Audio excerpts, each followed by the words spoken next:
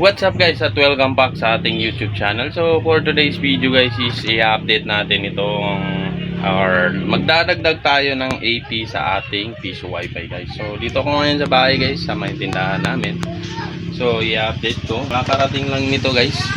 Itong compass natin guys. Ito dyan. Which is yung CF314N.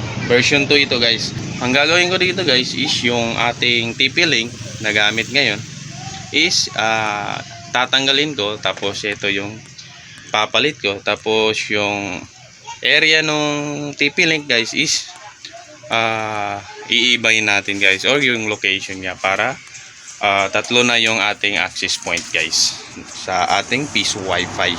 Kasi ito yung ating piso wifi. So kung mapapansin nyo, may router dyan, which is yan yung dual band natin na access point. So PLDT router yan guys, ginawa ko lang access point. So may video ako about dito.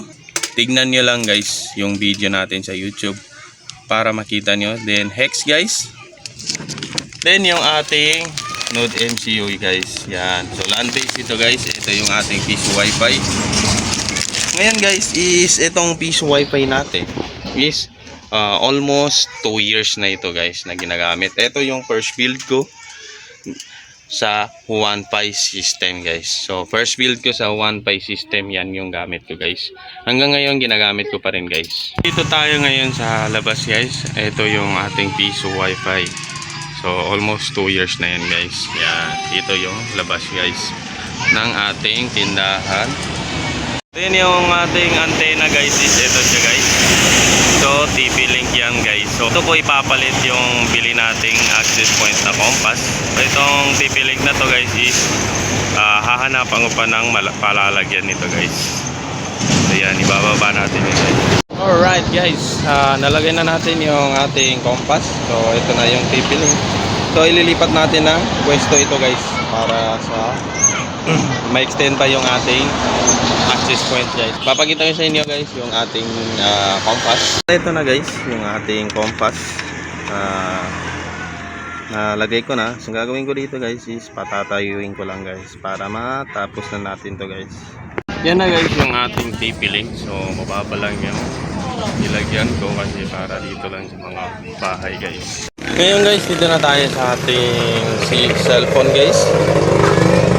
Ngayon ay ita-trial na natin yung piso wifi natin kung okay na ba guys. So tin-trial ko to guys nasa 400 km or 400 meter. So goods na goods pa yung ating piso wifi. So nasasagap niya pa yung internet guys or yung ating access point. Try natin mag-insert ko yun guys. Yan. And hulog tayo ng barya guys. So tingnan muna natin. Ito yung ating barya. Then hulog natin guys piso. Yan. Check natin. So yan. 24 minutes. So done. Yan, di ba? Working na working yung ating piso wifi. Yan. Pag ganyan guys, i-refresh lang natin yan. Yan. Then automatic yan maglalagin guys. Yan. Try natin mag-speed test. Yan.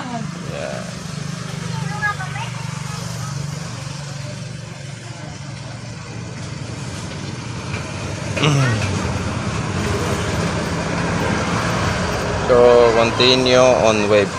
Then go natin guys. Check natin. Nakakonect ako guys sa 5G ng ating piso wifi guys. So yan. Yan guys.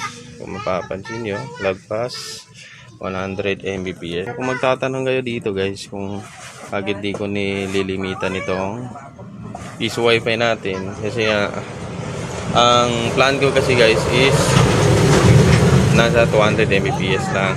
Then ito guys, ayaw ko kasi mag-limit sa tao or sa mga client ko guys, kasi sa amin guys is ang gumagamit lang naman ng cellphone is yung cellphone ko, pati cellphone ng asawa ko, at isang PC guys.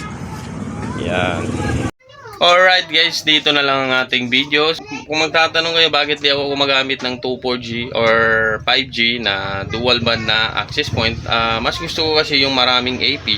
For example is yung TP-Link na dual band, which is yung 5G at 2G.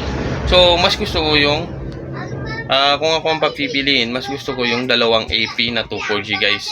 Mas nakalis ako at mas maraming makakakonect sa aking piso wifi guys. Hanggang dito na lang ating video guys. Sana ay nakatulong ito sa inyo guys. Or salamat sa mga sumusuporta sa akin, sa mga viewers ko. Shoutout sa inyo guys. Hanggang dito na lang at peace.